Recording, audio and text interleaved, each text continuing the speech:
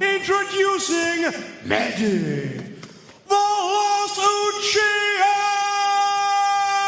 Belacta. Yo tout le monde, j'espère que vous allez bien. Moi, ça va.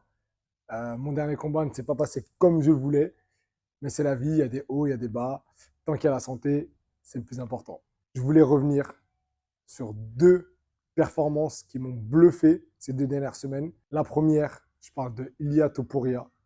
C'est une masterclass ce qu'il a fait à Josh Emmett. Josh Emmett, on sait qu'il a la foudre dans les mains. Il a deux cailloux.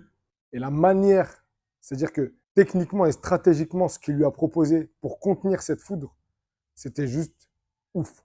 Ouf, ouf, ouf. Je vais vous remettre 2-3 passages de quelques actions dont j'aimerais parler et on revient tout de suite. Oh, you see that sidestep? And look at that uppercut. Oh, a big right hand. That's out there. Topuria. Emmett is still going. Topuria's just going to find his shot. Emmett's not done yet. That uppercut was heavy. And Emmett still Là où Topuria il a été très très fort, c'est qu'il n'a pas refusé la mi-distance et encore moins la courte distance face à Josh Emmett. Il ne s'est pas contenté de faire juste du in and out, de la longue distance. Il est rentré dans la boîte, donc il est resté dans ces distances qui pouvaient lui être fatales, mais le système défensif, c'était juste une dinguerie à montrer dans toutes les écoles de MMA. Tout le monde, tout bon striker, tout bon combattant de MMA doit, en tout cas je le pense, s'inspirer de cette stratégie qu'a mis Topuria en place pour contenir Emmett. De quoi on parle? On parle de cette manière qu'il a eue d'avoir vraiment, vous savez, la tête, le menton, vraiment pas à la portée en tout cas de Josh Emmett lors de ses assauts, que ce soit en sortie d'action, donc je combine, j'ai fini, je reprends la distance. À ce moment-là, quand il y a une élévation de la tête, eh ben non, Topuria, en vérité, il était tout le temps bien hermétique. Quand il n'est pas à l'initiative, c'est-à-dire que quand c'est Josh Emmett qui envoyait les frappes, on voyait Topuria vraiment céder un peu à la...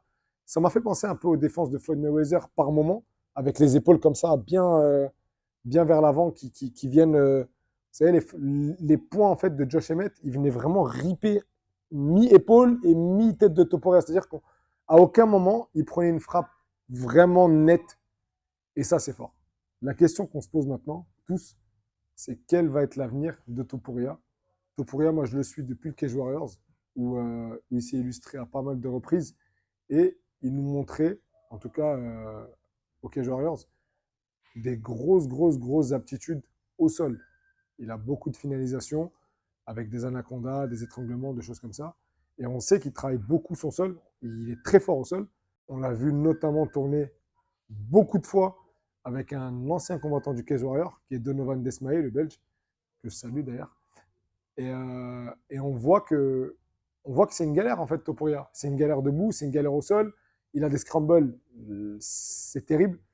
Donc, quel avenir pour lui? On parle de Volkanovski. Volkanovski, il n'a pas hésité à lui aussi rajouter une petite couche en disant hey, les gars, ramenez-le-moi le Topuria. And I'm talking to Ilya, if he's watching, please don't fight Max. Just don't fight Max. All right, let's just not let that happen. Okay. Let me be the guy to beat you up. What do you make of the confidence? First round, he said. First round knockout.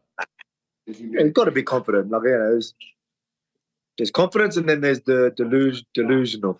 Again, I don't mind the bloke, but I mean, just...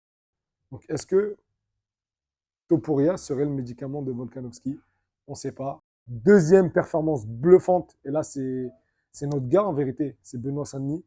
Benoît Saint-Denis qui a juste fumé Bonfim, faut dire les termes, il la ouette, voilà, tout simplement. On se pose la question, on se demandait comment il va faire Benoît Saint-Denis contre un mec qui est invaincu depuis 8 ans, 10 ans, je sais pas quoi. Le mec, il a la foudre dans les mains, patati patata. Et franchement, bravo à la team Voirin. Je regardais les stories de Benoît et je me disais, mais non, il va pas lui mettre des kicks quand même. Il va pas lui mettre des kicks. Et en fait, si, il lui a mis des kicks. Et ça paraît simple comme ça, mais c'est c'est quelque chose d'un petit peu logique quelque part, de se dire, bah, le mec, il a la foudre dans les mains, il a un jeu assez fermé, dans le sens où il boxe beaucoup sur un, sur deux coups. Là, on parle de bon film. Bah, comment on va annuler ça? C'est pas un mec qui débite. Donc, comment on va annuler ça? Bah, on va le tenir à distance avec les kicks. Et ça a bien, bien, bien marché. On voit Benoît rentrer dans le combat. À peine ça a checké. Je ne sais même pas s'il y a une seconde qui est passée. Gros middle. En plus, ils sont en garde inversée.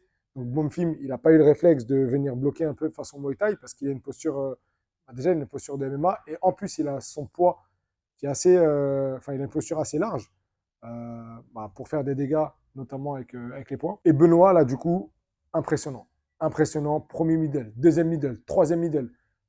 On le voit enfin, on le voit dire à Benoît, vas-y renvoie, t'inquiète pas, ça va être pas mal. Sauf que c'est pas vrai. Et Benoît, il l'a senti et il a continué de shooter et le travail, il a payé parce qu'à un moment donné, à la place d'un middle, pardon, qu'est-ce qui s'est passé? Gros timing de Benoît. Et après, vous connaissez la suite.